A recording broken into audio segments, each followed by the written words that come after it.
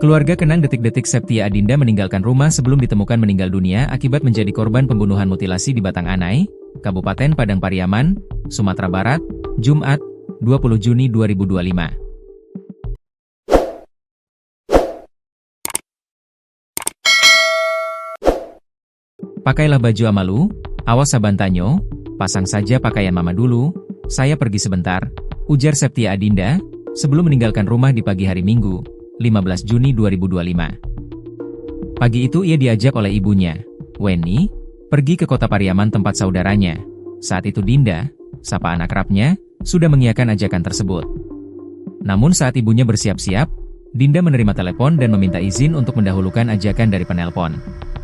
Paman Dinda, Donald, mengatakan, ajakan dari balik telepon itu datang dari temannya, dengan jarak tidak begitu jauh dari rumah.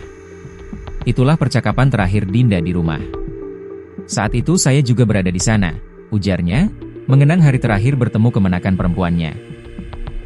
Anak bontot dari pasangan Dasrizal dan Weni itu, pergi menggunakan motor sendiri, seperti biasanya. Kepergian Dinda pagi itu, merupakan kepergian selama-lamanya meninggalkan kedua orang tua dan saudara laki-lakinya. Telepon mati, ayah datangi rumah teman Dinda. Sudah malam, ayah Dinda, Dasrizal mulai tidak tenang, anaknya belum pulang, padahal bilang pergi sebentar. Pihak keluarga beberapa kali sempat menghubungi Dinda, namun sejak pukul 22 WIB, nada tunggu sudah tidak ada lagi, telepon Dinda mati. Sejak mengetahui itu, saya langsung mendatangi sejumlah rumah teman Dinda, namun tidak mendapat jawaban yang memuaskan, ujarnya. Pihak keluarga tahu Dinda anak yang mandiri, jadi selama 2 hari pertama keluarga masih yakin Dinda tidak kenapa-kenapa. Hanya saja saat informasi penemuan potongan tubuh viral di pemberitaan, pihak keluarga mulai merasa tidak enak hati. Selasa, 17 Juni 2025. Kami kembali mencarinya dengan mendatangi rumah temannya, namun hasilnya sama. Tidak ada yang tahu, tuturnya.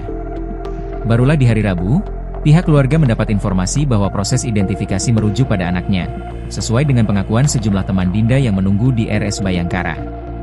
Informasi itu didapat dari pihak kepolisian yang menjemput pihak keluarga ke rumah dan membawa langsung ke RS Bayangkara. Di sana saya langsung yakin itu adalah anak saya. Melihat kumpulan potongan anggota tubuh tersebut, ujarnya.